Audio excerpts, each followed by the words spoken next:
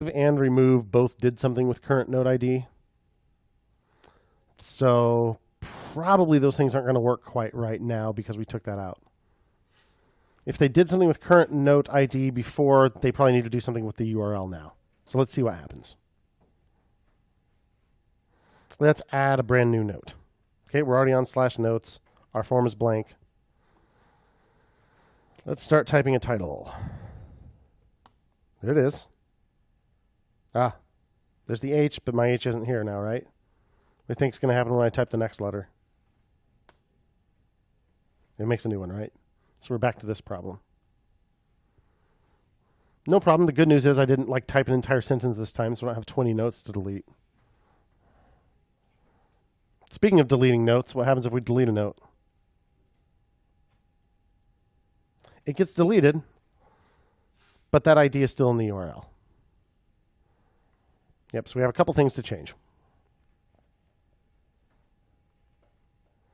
Let's find save note.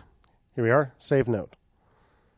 So previously, after we saved the note, we set the current node ID to the ID of the note that we just saved, right?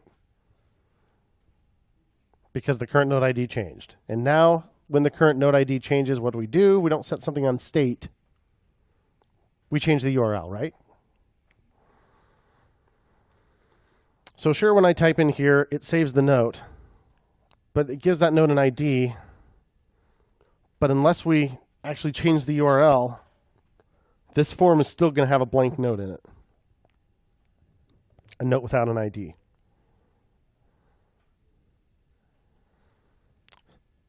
So what can we do?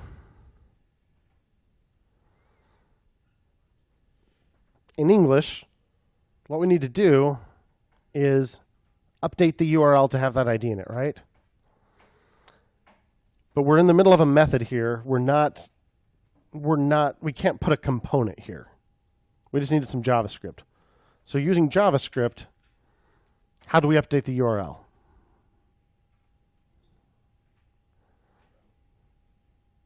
Well, we can't use, route's a component, right? So we can't use that. Yep, louder.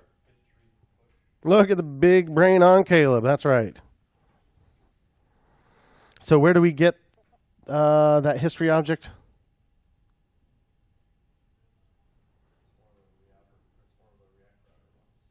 Yeah, it's one of the params from React Router, right? So let's double check that.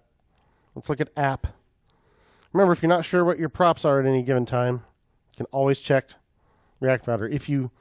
If something is behaving in a way that just seems ridiculous to you, you're like, I'm doing the right thing with this prop. What's going on? Well, double check that the prop is there first. Remember that these React Dev tools are here. They save so much trouble. So let's look at app. There we go. History, location, math. So there's history. And that's the thing we push onto, right? Look, we can see that there's a push method. Cool. Heck, we could test it from here.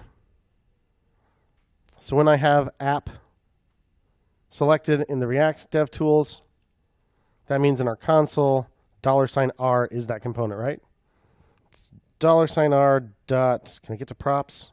Props dot history dot push slash pancakes, no, slash meals slash breakfast slash pancakes.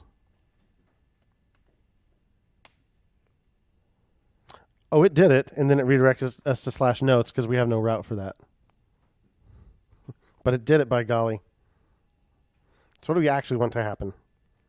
Inside save note, when we're all done, where we used to have set current node ID, or set current note, we want this dot props dot history dot push. What do we want to push on there? Slash notes slash that ID, right? So we'll use another template, literal, backtick string. Slash notes slash $ curly brace. This note right here, note.id.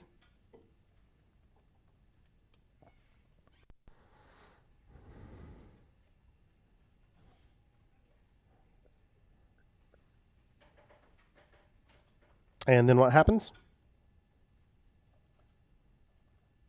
Right now I'm at /notes. I create a new one.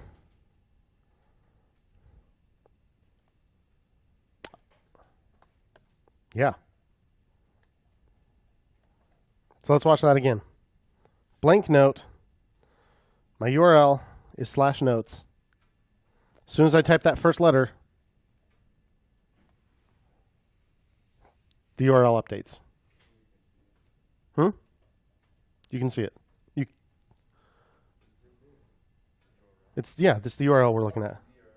Yeah, let's do that again. brand new note.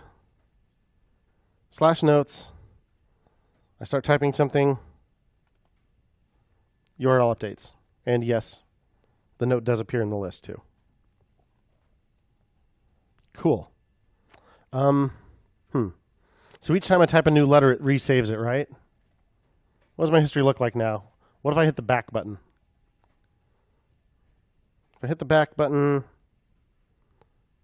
it goes back to the same note. Because I just keep pushing the same URL on there every time, right? Not really what we want. Because the URL didn't really change, but we keep pushing it onto the stack anyway.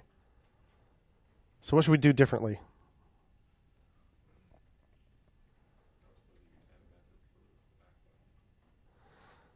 Well, the problem is we keep pushing the same URL onto the history over and over, even if it didn't change. So we only want to push it onto the history if it changed, right? So basically, if it didn't already have an ID. So we're saying if it doesn't already have an ID, then we set the ID. What if we did this?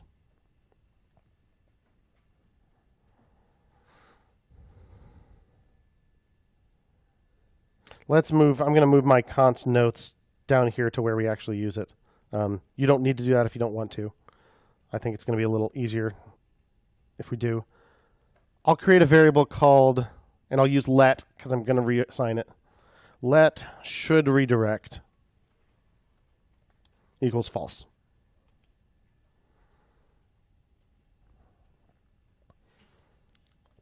If the current note doesn't already have an ID, we want to set the ID, which means we should redirect, right? It's only if the ID changed that we need to push something new onto the history. Otherwise, we just keep putting the same URL onto history over and over, which does us no good.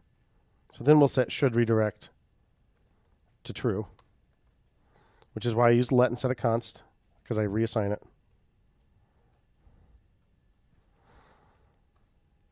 So then before we push onto history, we'll just check. If should redirect.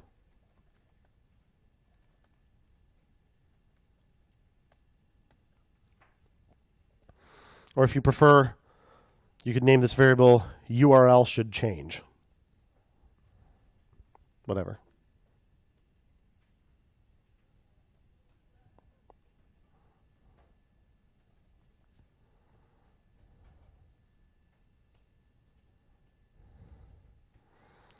Do you understand why we're doing this? Otherwise, we just end up with the same URL in history over and over, and the back button just keeps going to the same darn page. I don't know about you, but when I hit the back button and nothing changes, because there are sites that do this. There are sites that do this on purpose. Break your history. Oh my gosh. That makes me close the dang tab. I will not abide that baloney. Pardon my harsh language. Let's try it. All right. We have a blank note. Not so blank now. And before, with each new letter we typed in there, the same URL got pushed onto history. What we expect the back button to do is to go back to a blank note. And now it does. So click on this note, and then click on this one. Hit back. We go to the one we were on before. The back button works now. Excellent. Excellent. Redirect appropriately after save.